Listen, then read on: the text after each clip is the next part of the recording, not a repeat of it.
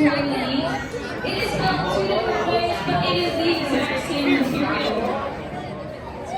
These sharks and whales are hunted, and their liver oil is harvested to put in things like hair gel, like eyeshadow, like mascara, like lipstick, like chapstick even.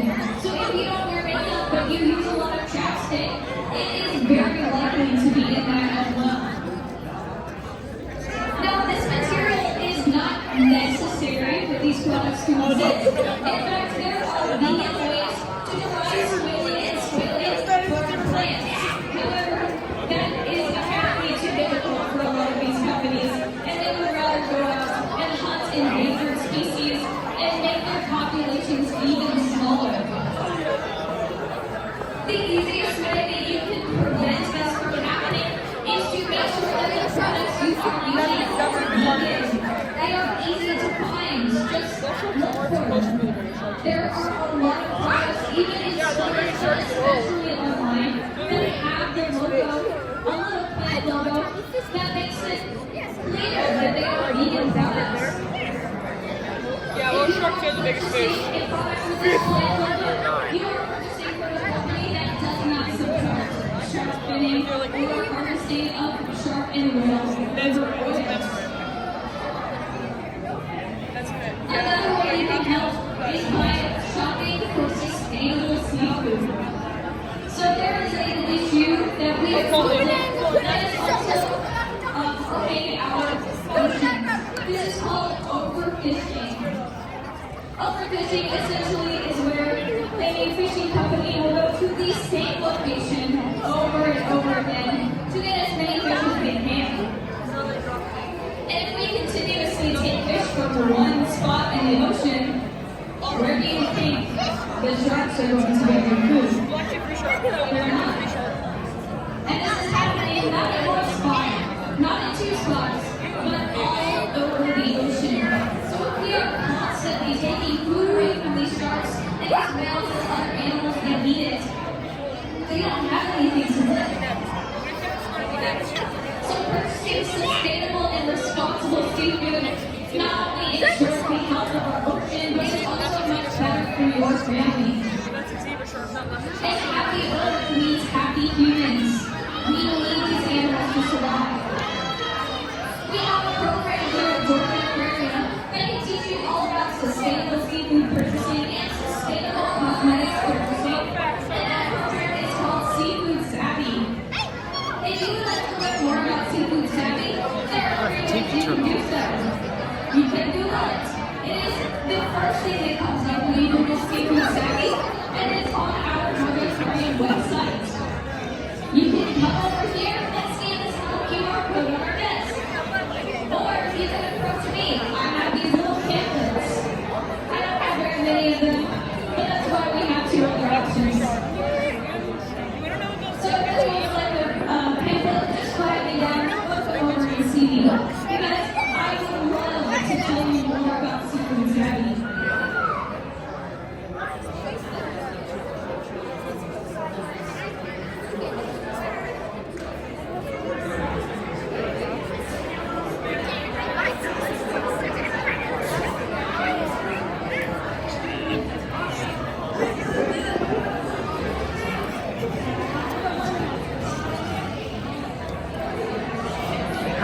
Seaweed's back. Yes.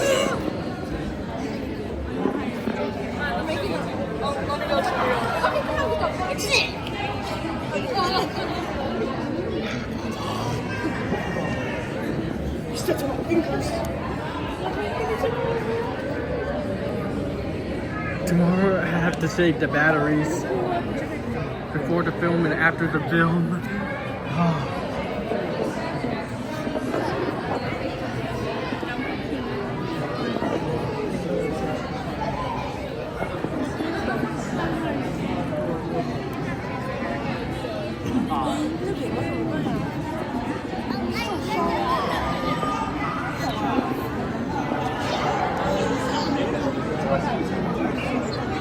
Hold on. Look at that. Good now.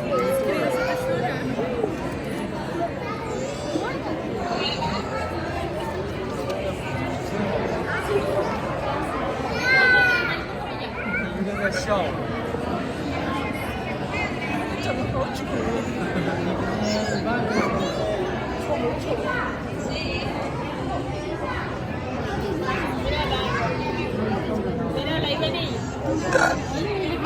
man. Close your mouth when you burn.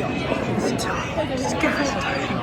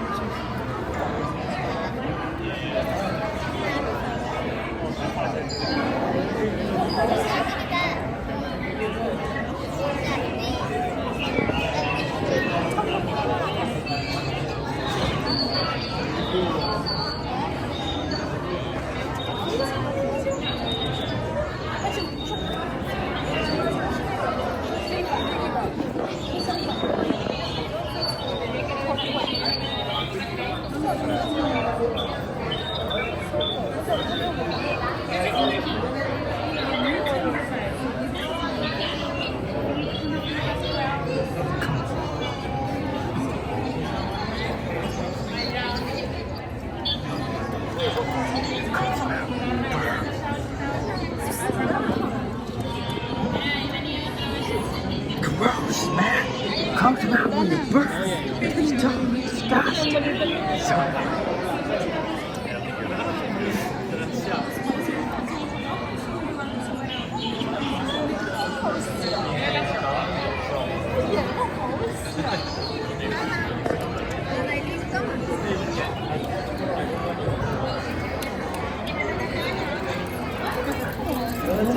Before I dive back into my little spiels about our animals, does anyone have any questions? Just raise your hand, flag me down, and I'll come to you.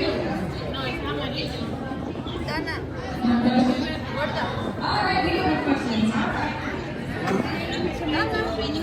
What is my favorite fact about whale sharks?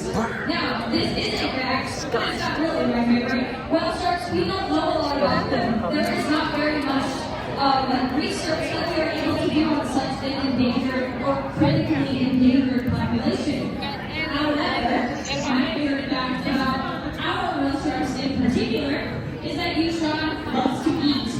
He has never missed a meal in his life, and if it starts, it's something wrong. We will put those targets in the water, and sometimes Kuroko will be like, oh, I don't really feel like eating. And we're like, okay, let's go ahead. We put Yushan's target in the water, he is there. He is there. He loves his food. I'm going back to questions. There we go.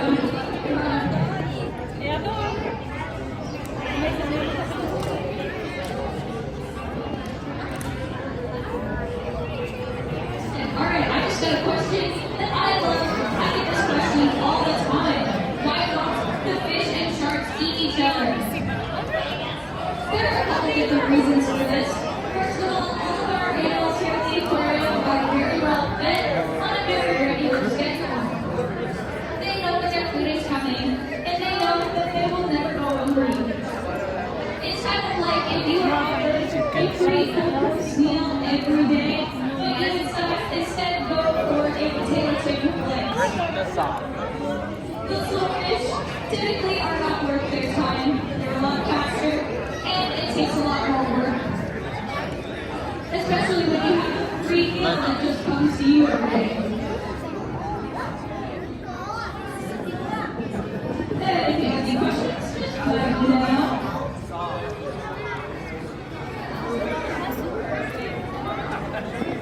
Alrighty, I'm going to start talking. If you do have a question in the middle of my spiel, just wave your hands and I will come to you. Now right here, I'm sure a lot of you have seen our green sea turtle. His name is Tank. Now Tank is the only non-fish resident in this habitat. He is a reptile, of course. Does anyone want to guess how old this guy is? Just throw out some numbers. I'm hearing a lot of 30s, and that is close. Tank is about 40 years old now. A little bit about Tank. He is a great sea turtle. You may be looking at him and thinking, well, he's not very green. He's more like a tannish yellow. That's his outside. animal way of saying vegetarian. And because of all the weird things they eat in their natural environment, that turns their fat green. That is why they are called green sea turtles. Now, Tank in particular does not know this. He is completely content with eating the lettuce and the fresh vegetables and fresh produce that we provide for him. But also sometimes he wants to be a little bit greedy. So he will go to Yushan and Toroko's feedings and just snack a couple of donuts. Additionally, he is a diva. Fun fact, when we have shark dads in here, for the people who come in and want to dive with our sharks, we do have to hire someone specifically to keep Tank from bothering the other divers. We have to have one person to keep him away from everyone else.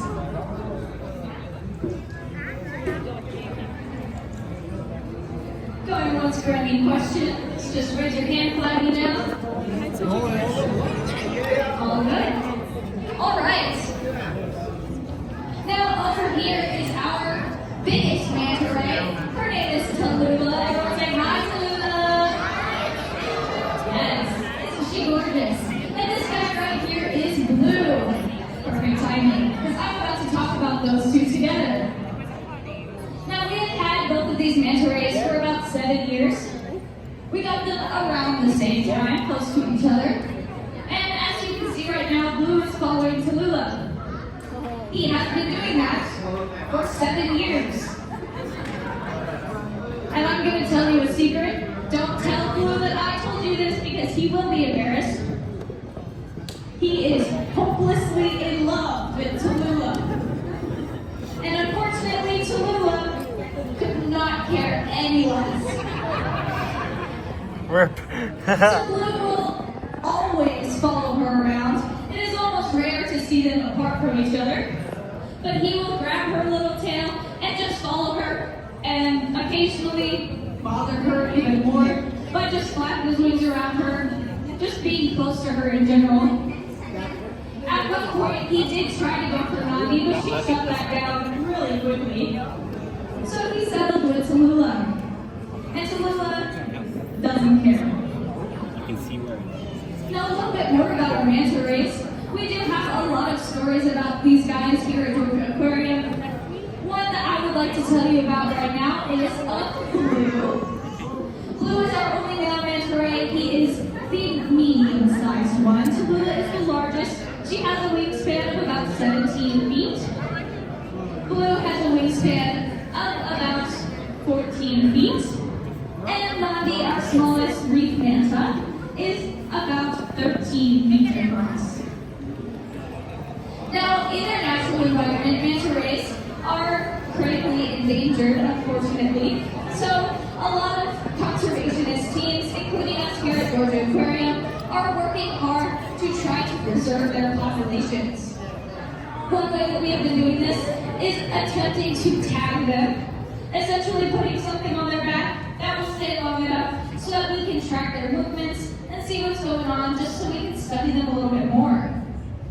Unfortunately for us, manta rays have a protective layer of mucus on their skin. Wow. So it's a little bit hard to just suction cut something on there. So us at Georgia Aquarium, we were tasked to try to figure out a solution to this. How can we attach something to a manta ray's back without A, harming the animal, and B, it falling off within seconds? Now, we did try several different things. We did try suction cups. We tried some forms of glue that were animal safe. And one thing worked the longest. It only stayed on for about 30 minutes. But one thing didn't work. Does anyone want to throw out a guess of what we did that worked the longest? Lots of crickets. We got peanut butter.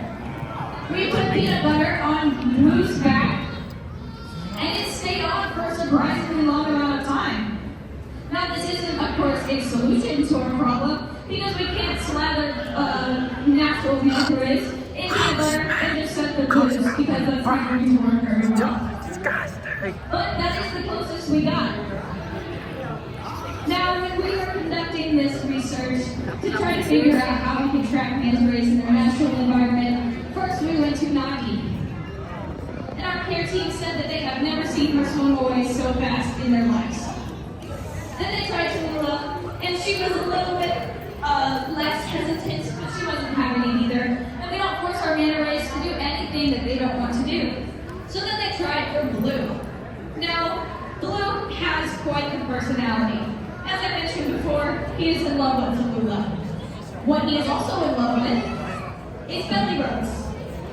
So you know how when you're rubbing a dog's belly, it kind of sinks, and they start wagging their tail and relaxing? Well, Blue does that too. Except, manta rays have to constantly be swimming in order to breathe. So someone is literally hired to go under Blue and rub his belly. That is their job. However, if he starts to sink, he can't breathe. So another person is hired to sit in front of Blue and bottle feed him. So he is currently being bottle fed, having his belly rubbed, and having peanut butter smeared on his back. And he could not be any happier. Blue, what happened? My name is Soda. If you have any questions really fast before I hop off, just raise your hand, flag me down, and I will be more than happy to answer those. Alrighty. Well, once again, my name is Soda. I've been the one walking around yapping to you, and I'm going to pass my microphone over to my friend Maddie here. I hope you all had a blast with me. I am sure happy that I got to spend the day with you guys. Thank you for all of your questions, and have a fantastic rest of your day here at Georgia Aquarium. Well done.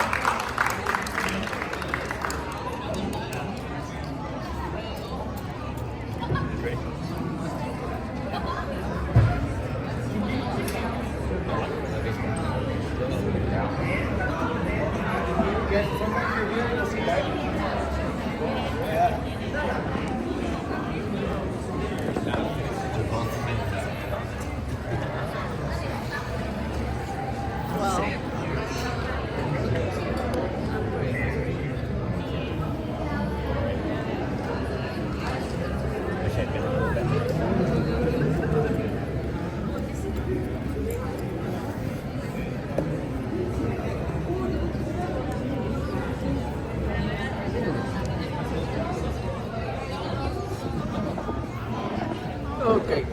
Yeah. Ready? Yep, that's great. That's great.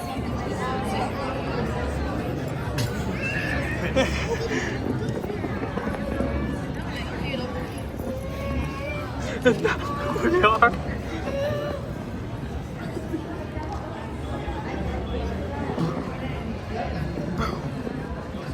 Us. What about us? And now look what we are. We're about to break our record.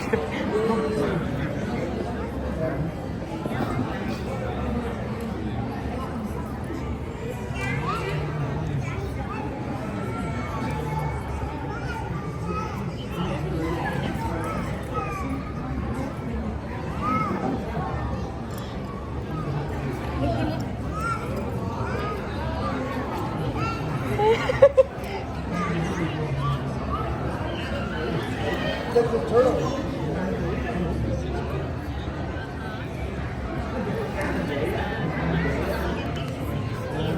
Yeah. Yeah, that change of flash.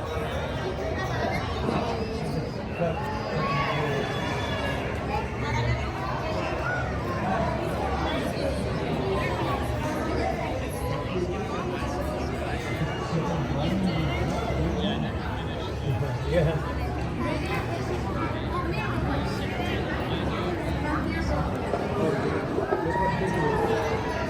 Hello, everybody. Welcome to the Ocean Voyager.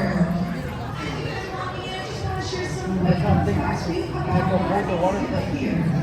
So, this exhibit holds 6.3 million gallons of artificial salt water.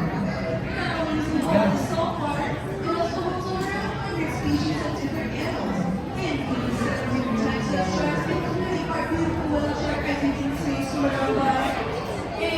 take that one. such as our I wonder if it's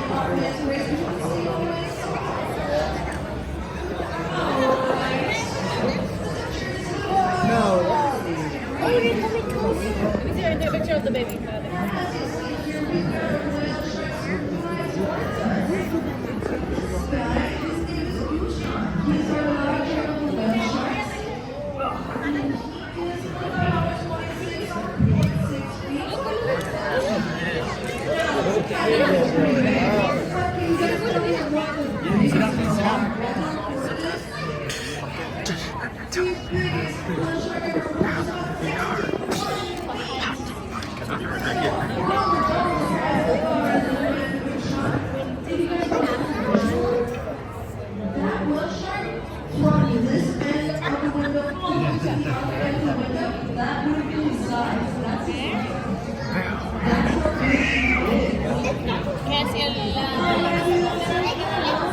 Sausage. Sausage.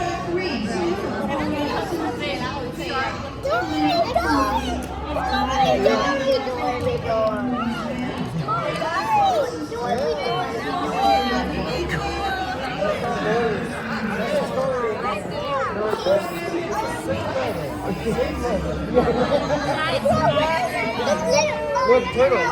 Look.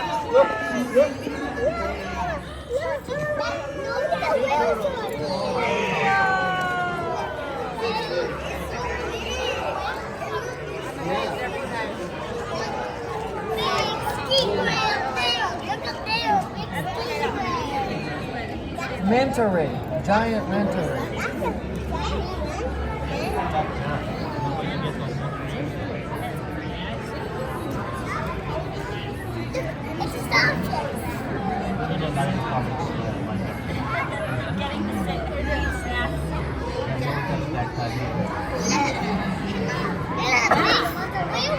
Oh, I see it. It's so big, isn't it?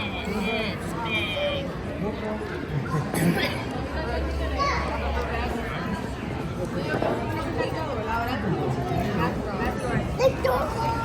Oh, shit.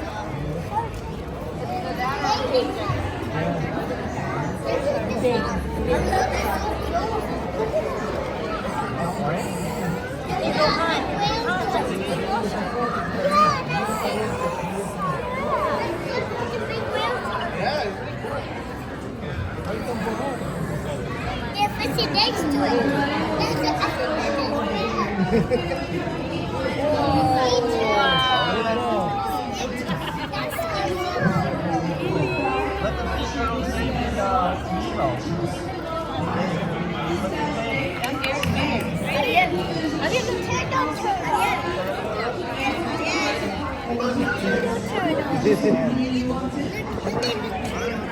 Turtle. Look, it's a sunfish. Sausage, yeah? It's like, hey, do any of you have my food? Look at them. Real quick, you don't want your cheese stick.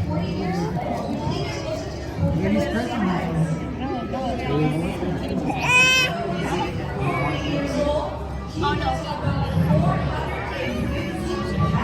He wants vanilla.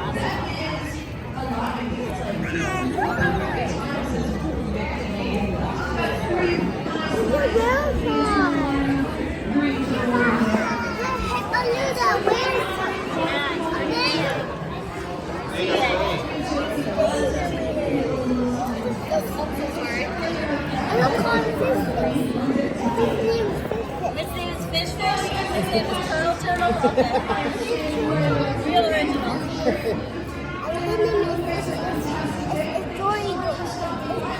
Yeah, they good guy. I saw him send you the video. Hold this bag on the head.